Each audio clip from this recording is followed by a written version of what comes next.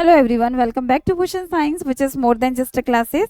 तो आज हम डिस्कस करेंगे अल्जाइमर डिजीज के बारे में, जिसे हम नॉर्मली भूलने वाली बीमारी के नाम से भी जानते हैं। ये बीमारी में होता क्या है, इस बीमारी में हम धीरे धीरे चीज़ों को भूलने लगते हैं। हमारा जजमेंट में प्रॉब्लम आने लगता है, मेमोरी में दिक्कत आने लगती है, इम्पेयर मेमोरी हो जाती है ना। और हमारे डेली जो टास्क है वो भी हम फुलफिल अच्छे से नहीं कर पाते हैं।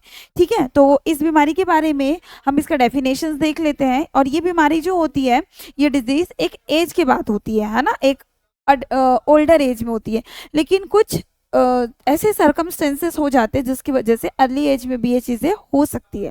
ठीक है, तो जैसे कि हमने बोला, Alzheimer disease is the most common form of dementia disease, है ना। डिमेंशिया आप लोगों को पता होगा, मेमोरी से रिलेटेड प्रॉब्लम है, डेलिरियम एंड डिमेंशिया। एक एज के बाद डिमेंशिया का प्रॉब्लम्स होता है, धीरे धीरे याददाश्त अफेक्ट होने लगती है। तो वैसे ही इसका कैरेक्टर्स क्या रहता है, by progressive impairment in memory. ठीक है, मेमोरी में एक इम्पेयरमेंट देखने को मिलेगा, चीज़ें याद नहीं रहेंगी। ठीक है, कॉग्निटिव फंक्शंस में दिक्कत होगा, जजमेंटल में प्रॉब्लम होगा, आप जज नहीं कर पाएंगे चीज़ों को। लैंग्वेज में दिक्कत आएगा, हमें क्या वर्ड बोलना है, कैसे बोलना है। कि लैंग्वेज जो हमारा कम्युनिकेशंस के लिए बहुत ज़रूरी चीज़ है ना। हम कैसे अपने फीलिंग शेयर करेंगे, लैंग्वेज के थ्रू। लेकिन ऐसा पेशेंट्स को लैंग्वेज में भी दिक्कत आने लगती है, भूलने लगता है, वो बातों को भूलने लगता है, अपनी एक्टिविटीज़ को भूलने लगता है, जो डेली ब्रश करना, कॉम्बिंग करना, ये सब चीज़ें वो भूलने लगता है, ड्रेस वियर करना। ये बहुत बड़ा दिक्कत हो जाता है पेशेंट्स के लिए, जो कि एक एज में आप देखते भी हो बहुत सारे पेशेंट्स में डिमेंशिया में धीरे धीरे होता है। अल्जाइमर डिजीज में ये थोड़ी बड़ी बीमारी हो जाती है एक एज के पास। ऐसा नहीं है कि हर एक एज वाले पर्सन में ये देखने को मिलेगा, लेकिन हाँ, ये एक एज के बाद ये बीमारी कॉमन हो जाती है, क्योंकि जो ब्रेन के सेल्स होते हैं, टिश्यूज होते हैं, वो क्या होने लगते हैं, उसमें चेंजेस आने लगते हैं, है ना। उसमें जो है वो छोटी होने लग जाती है, सिकुड़ने लग जाती है, जो कि इरिवर्सिबल है, वापस से नहीं हो पाएगा पहले जैसे। तो इसीलिए ये कंडीशंस आपको देखने को मिलता है, डिमेंशिया सॉरी अल्जाइमर डिजीज, जो कि एक एज के बाद आपको देखने को मिलेगा। अब इसके क्या कारण और क्या रिस्क फैक्टर हो सकते हैं, इसके बारे में भी हम देख लेते हैं, causes and risk factor.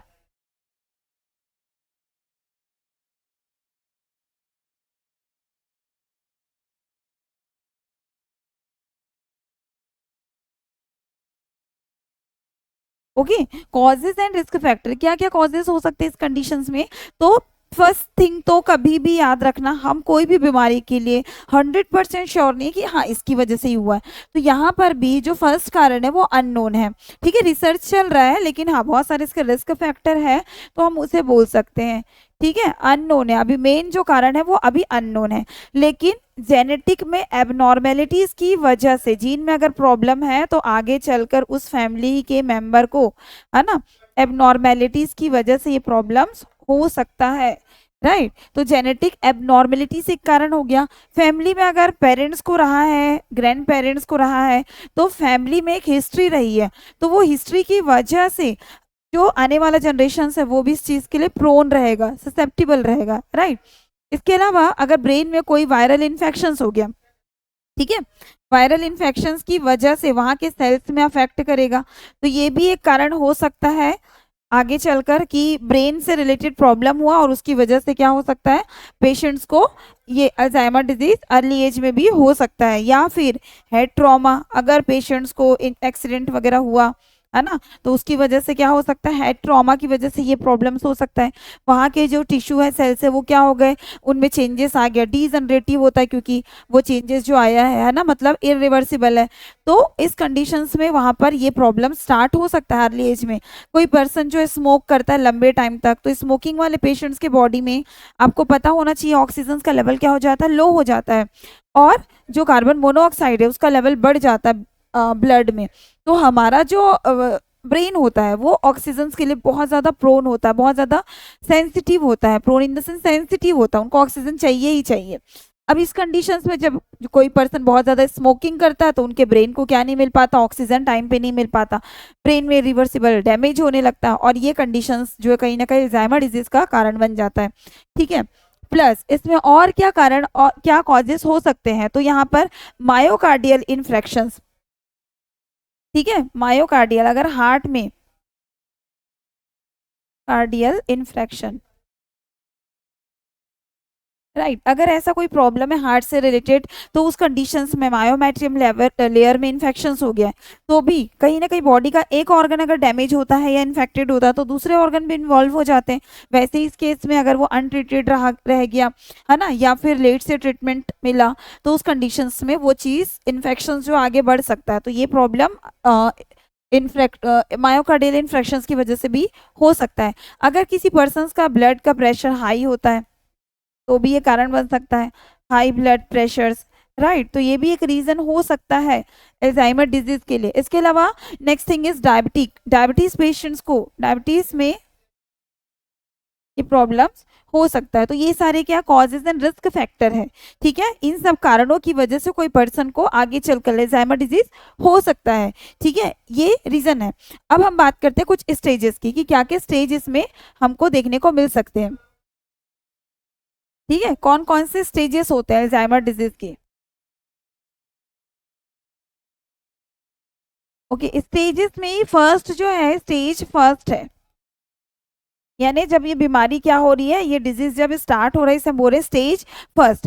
Stage first जो रहेगा ये किस टाइप का रहेगा, एकदम माइल्ड।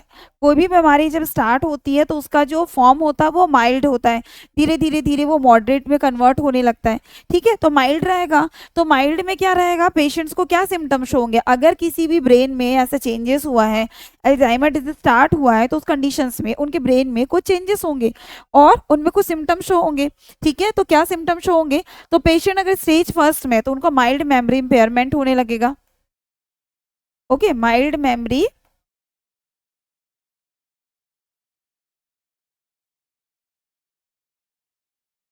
इंपेयरमेंट है ना, बहुत ज्यादा नहीं लेकिन माइल्ड से मेमोरी में इंपेयरमेंट्स देखने को मिलेगा। और पर्सन जो नई चीजें नहीं सीख पाएगा, न्यू लर्निंग डिफेक्ट देखने को मिलेगा, ठीक है। पेशेंट जो है न्यू चीजें नहीं सीख पाएगा, न्यू लर्निंग डिफेक्ट, ये चीज देखने को मिलेगा। लाइक अगर अभी अपने को कोई नई चीजें सीखनी है तो हम सीख सकते हैं, ऐसा कोई दिक्कत नहीं होगा, लेकिन इस पेशेंट्स में वो नई चीजें सीखने में उसको बहुत दिक्कत होगी, वो नहीं सीख पाएगा, चीजों को याद नहीं रख पाएगा।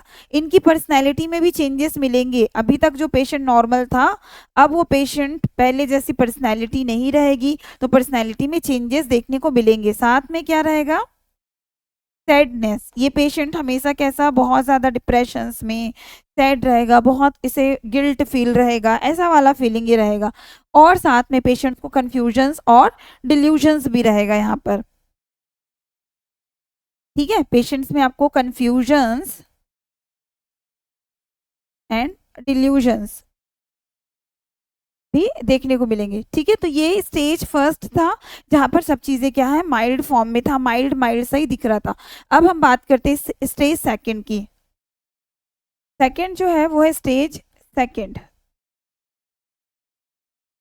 ठीक है। स्टेज सेकंड, अब स्टेज सेकंड में क्या चीजें देखने को मिलेगी, तो स्टेज सेकंड में आपका मॉडरेट हो गया, अब जो सिम्टम्स थे वो मॉडरेट फॉर्म है, मतलब ये जो है सिम्टम्स यहाँ पर ये मॉडरेट रहेंगे, क्योंकि ये जो स्टेज है ये मॉडरेट वाला है, माइल्ड से थोड़ा सा ऊपर जा चुका है ना।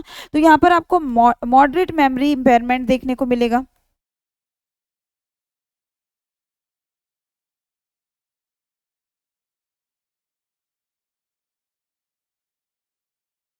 राइट। मॉडरेट मेमोरी इंपेयरमेंट के साथ ही पेशेंट्स में डिफिकल्ट होगी, बहुत ज़्यादा रिकॉल करने में, किसी चीज़ को याद करने में उनको डिफिकल्टी होगी, तो difficulty in recall, right, difficulty in recall, बहुत सारी चीज़ों को वो याद नहीं कर पाएंगे, लाइक उनको याद करना है कॉम कैसे करते तो कॉम नहीं कर पाएंगे, ब्रशिंग उनको दिक्कत होगी। साथ में ऐसा पेशेंट जो है डिसओरिएंटेशंस भी देखने को मिलेगा, ओरिएंटेड नहीं रहेगा अपने आसपास के लिए, डिसओरिएंटेशंस भी यहाँ पर सेकेंड सिम्टम्स यानी कि मॉडरेट में आ जाएगा सेकेंड स्टेज में, ठीक है। डिस्टर्ब हो जाएगा इनका स्लीपिंग पैटर्न, नींद अच्छे से नहीं आएगी, disturbing sleeping pattern,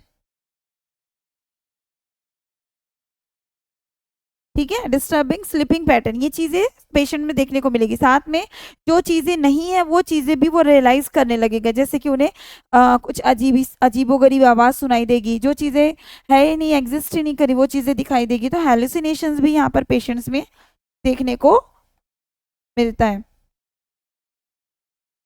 okay, hallucinations भी देखने को यहाँ पर पेशेंट्स में अपने को मिलेगा।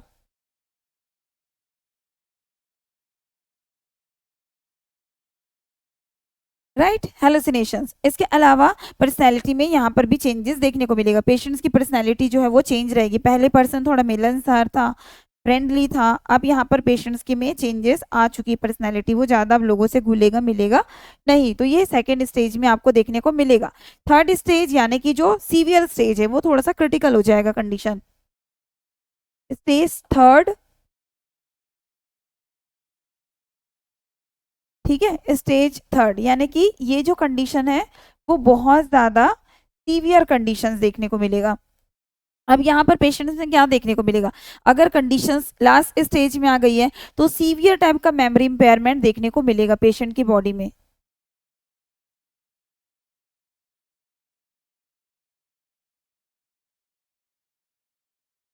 ठीक है, सीवियर मेमोरी इंपेयरमेंट देखने को मिलेगा पेशेंट्स को। यहाँ पर यूरिन और स्टूल से भी उनका कंट्रोल जो है वो खत्म हो जाएगा। यूरिन और स्टूल में भी इनकॉन्टिनेंस देखने को मिलेगा, कहीं भी और किसी भी जगह पर यूरिन बाहर आ जाएगा, स्टूल हो जाएगा बाहर, है ना।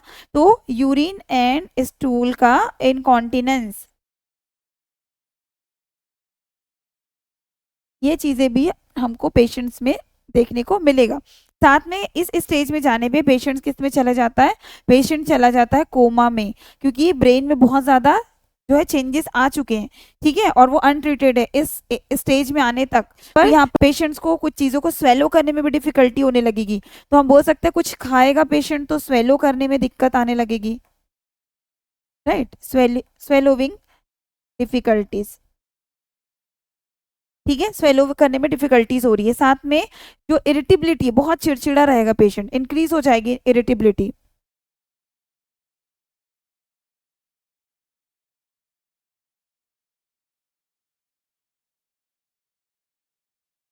ओके, इंक्रीज हो जाएगी इरिटेबिलिटी। और क्योंकि पेशेंट सही तरीके से स्वेलो नहीं कर पा रहा है, डिफिकल्टी हो रही है, तो यहाँ पर धीरे धीरे धीरे पेशेंट्स का जो वेट है वो भी कम होने लगेगा, वेट लॉस होने लगेगा। ओके, साथ में लॉस ऑफ एपेटाइट भी, यानी लॉस ऑफ एपेटाइट की वजह से पेशेंट्स को वेट लॉस हो सकता है, भूख नहीं लगना, ये सारे जो है आपको सीवियर कंडीशंस में सिम्टम्स देखने को मिलेंगे। अब बात करते हैं डायग्नोस कैसे करेंगे इस कंडीशंस को। तो डायग्नोस्टिक एवॉल्वेशंस क्या रहेगा। ओके, डायग्नोस्टिक इवॉल्वेशंस के लिए हमारा जो है हमको फैमिली हिस्ट्री लेना पड़ेगा पेशेंट्स का, कि क्या फैमिली में ऐसी हिस्ट्री रही है, क्योंकि यही एक कारण बनेगा पेशेंट्स के लिए, है ना। हमारे पास एक डेटा कलेक्ट हो जाएगा कि हाँ फैमिली में रहा है तो पेशेंट्स भी ससेप्टिबल है उस चीज़ के लिए। साथ ही हमको फिजिकल एग्जामिनेशन करना पड़ेगा, सीटी स्कैन करेंगे, एमआरआई करेंगे। ओके, कंडीशंस को क्लियर करने के लिए तो फिजिकल एग्जामिनेशन।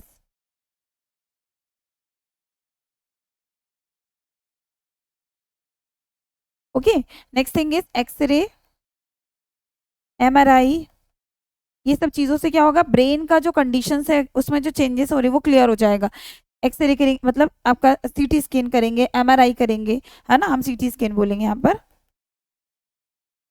राइट, तो ये सब चीज़ें करेंगे जिससे कंडीशंस क्लियर हो जाएगा। साथ ही साथ हम ईईजी भी करेंगे जिससे जो ब्रेन का वेव है वो क्लियर हो जाएगा। ठीक है, ईईजी जिससे ब्रेन में जो चेंजेस हो रहे हैं वो चीज़ें क्लियर हो जाएंगी। राइट, तो ये सब चीज़ें होगी। साथ में न्यूरोलॉजिकल एग्जामिनेशंस भी यहाँ पर अपने को परफॉर्म करना पड़ेगा। क्या करना पड़ेगा, न्यूरोलॉजिकल एग्जामिनेशंस। ठीक है, तो इस तरीके से हमको ये कंडीशन जो है यहाँ पर क्लियर हो जाएगा कि पेशेंट्स का अभी जो कंडीशन है वो एक्चुअल में कौन से स्टेज में, कैसा है, ट्रीटेबल है कि नहीं, क्योरेबल है कि नहीं। मतलब कि अब वैसे एल्जाइमर डिजीज क्योर नहीं किया जा सकता, कोई भी तरीके से हम ट्रीट नहीं कर सकते, फिर भी माइल्ड में है तो एक चांस है कि पेशेंट ठीक हो सकता है, उसके बाद चांसेस नहीं है। प्लस इसमें मैनेजमेंट हम क्या देंगे, है ना, मैनेजमेंट सिंपल है, बहुत ज़्यादा कुछ नहीं, क्योंकि ये क्यूरेबल नहीं है, ये कंडीशंस को हम ठीक नहीं कर सकते। तो फर्स्ट थिंग, नो क्यूरेबल, ठीक नहीं किया जा सकता है ना। फिर भी हम कुछ ट्रीटमेंट देंगे पेशेंट्स को, कुछ मेडिकेशंस जैसे कि कॉलिनेस्ट्रेस।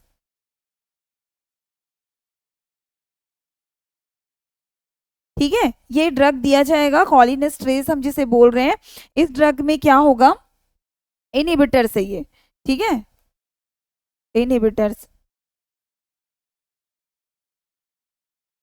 राइट। तो ये इनहिबिट करेंगे और इसके लिए कौन कौन से ड्रग्स दे रहे हैं, यानी कि एक तरीके से इनहेंस करें न्यूरोट्रांसमीटर एक्टिविटी को।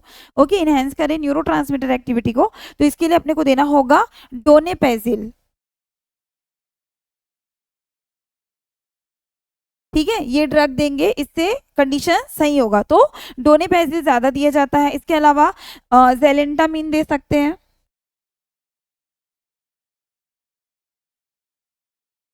ओके, ये सब चीजें न्यूरोट्रांसमीटर एक्टिविटी को क्या करेंगे, इनहेंस करेंगे, ठीक है। साथ में हम देंगे रिवास्टिजिमिन,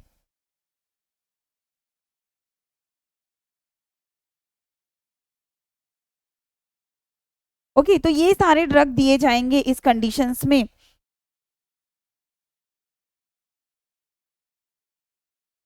क्लियर। तो ये आपका मैनेजमेंट है। इसके अलावा ड्रग के अलावा हमको सपोर्टिव मैनेजमेंट, बिहेवियरल मैनेजमेंट, ये सब करना पड़ेगा, ठीक है। मेमोरी इनहेंस करने के लिए ड्रग देना पड़ेगा, जैसे कि आपका जो पेशेंट्स का मेमोरी इंपेयरमेंट हुआ है तो उसके लिए डोनेपेजिल देंगे, ठीक है। एंटी साइकोटिक ड्रग दिया जा सकता है, क्योंकि पेशेंट्स के कंडीशंस में साइकोटिक वाले सिम्टम्स भी आ रहे हैं। अगर पेशेंट डिप्रेशन में जा रहा है तो एंटी डिप्रेसेंट ड्रग्स देंगे। तो इस तरीके से इस कंडीशंस को क्योर तो नहीं किया जा सकता, लेकिन कुछ हद तक उस चीज से पेशेंट्स को बाहर लाया जा सकता है, ठीक है। पूरी तरीके से ठीक नहीं कर सकते अल्जाइमर डिजीज के पेशेंट्स को।